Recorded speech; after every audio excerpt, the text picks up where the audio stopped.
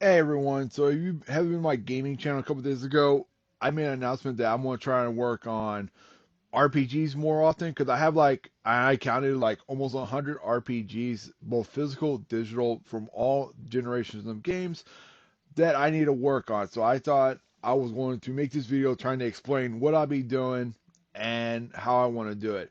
Also, I've been recording this video and trying to edit it 6 times all the time. So if you see this, that means I actually got it accomplished this time. So let's get into the video. So real quick, I want to say what video games will be applying to this list besides just RPG. So practically, I want to do games that have continuous story, not really much interruptions in between like chapters or whatever. So I'll give you some good examples besides like basic RPGs like Final Fantasy VII or the remake of 7. Games like Spider-Man and will be on this list because it's one continuous story with a cutscene, but yeah, it's one continuous story. And like the original Dino Crisis, there's practically one giant playthrough. There's like no chapters or anything. You got like the little cutscene, then you go do the game again. Games that will not be eligible for this, it's like anything that is chapter based. So practically, Gears of War will not be counting on this because that's a chapter based game. Resident Evil games, also chapter based. Well, the newer ones at least, so they will technically be off this list. Hell, something like one thing like Jet Set Radio could be labeled as a chapter-based game because every time you complete a chapter, you go back to the garage and select a new character, so they'd be automatically taken off the list. Also, one quick insert because I forgot to do it. MMOs will also be against this list too because you can technically not be an MMO. So here's practically the game plan that I have for this whole thing, right? So I'm going to start off with 4 RPGs. So in this case, the 4 RPGs I'm going to start off with is one of my Pokemon games, Final Fantasy VII Remake, Tales of Arise, and After Us. And the whole plan is I will play this until I beat 2 of them. Then I'm going to start 2 other games that I already started but have not completed and play it in repeat process. We're going to call them cycles, but very practically it is, right? It's going to be one cycle, beat 2 more, then another cycle, beat 2 more.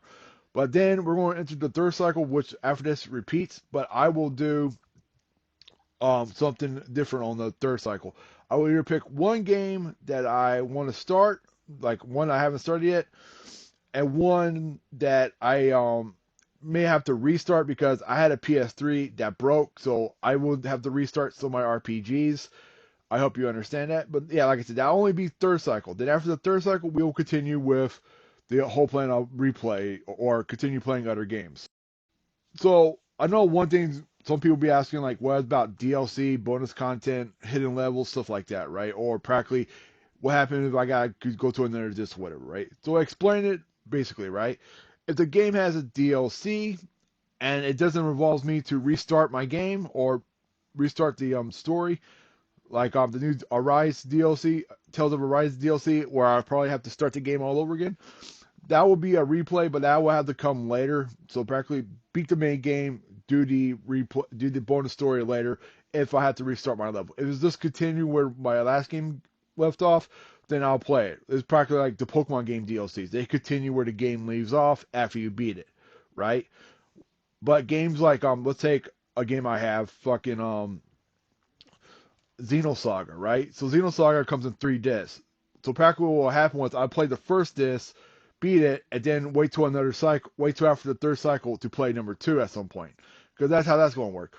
What about games that have like a replay value? Same thing. I will beat it the first time, then at a different cycle replay it. It might be later on because based on what the game is, right? It's gonna be a while, and the whole plan behind this is I want to try and beat beat the main story of a lot of games so I can actually progress because a lot of these games are one and done. They don't have really much after you beat the game.